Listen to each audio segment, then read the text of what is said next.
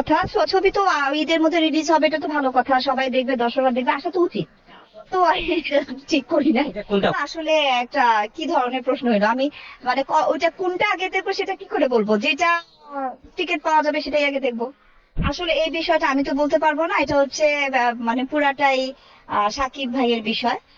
আর এটা হচ্ছে যারা মানে কাস্টিং করেন তাদের বিষয়, এটা তো আসলে আমার বিষয় না। কে যদি বলে ব্যবসা করতে পারবে না, সেটা আমি কিভাবে বলবো? ব্যবসা করুক, সেটাই তো আমাদের চাওয়ার উচিত, যে হ্যাঁ প্রত্যেকটা ছবি যেন ব্যবসা সফল হয়, সবার ছবি ভালো ভালো যাবে, সেটাই আমাদের চাওয়া উচিত। একজন আর্টিস্ট হিসেবে আমি তাই বলবো, সবার ছবি ভালো যাক, সেটাই তো আমাদের চাওয়া উচিত।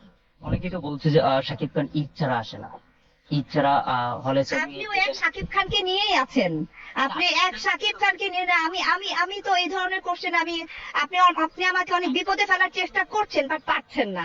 কারণ আপনি এক শাকিব খানকেই নিয়ে আছেন, ওনার ছবি আসছে না, ওনার ছবি করছে না। না না না, আপনি ঠিক মতো কোশ্চেন করেন। মান্না ভাইয়ের তুলনা মান্না ভাই নিজেই, হ্যাঁ ওনার তুলনা দেওয়ার মতো কোনো ইস্যু নাই এখানে, হ্যাঁ দিতে পারবো না, কারণ উনি ভীষণ ভালো একজন মানুষ ছিলেন, অসম্ভব ভালো একজন মানুষ। ওনার সাথে আমি কাজ করেছি, ওনার ব্যবহার অনেক ভালো। উনি, আমি দেখতাম খাবার সময় উনি সব আর্টিস্ট খাওয়া পেয়েছে কিনা, জুনিয়র সিনিয়র, হ্যাঁ এবং লাইটম্যান যারা, হ্যাঁ এবং টি বয় যারা, সবার খবর উনি রাখতেন এবং সবাইকে একই খাবার উনি দিতে বলতেন। ওনার ব্যবহার অসম্ভব ভালো ছিল সবার সাথে, মানুষ হিসেবে উনি অনেক ভালো ছিলেন। না না না, নার্ভাস ফিল হওয়ার কিছুই নাই।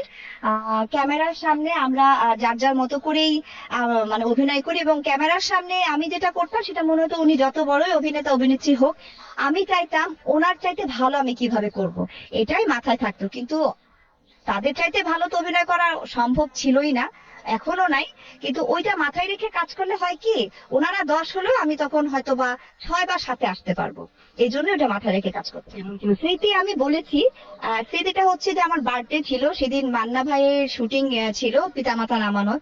তো অনেক রাত হয়ে গেছে আমাদের শুটিং শেষ করতে করতে, আমার যে জন্মদিন ছিল আমার নিজেরই মনে ছিল না। তো সেই দিন আমরা আউটডোরেই ছিলাম।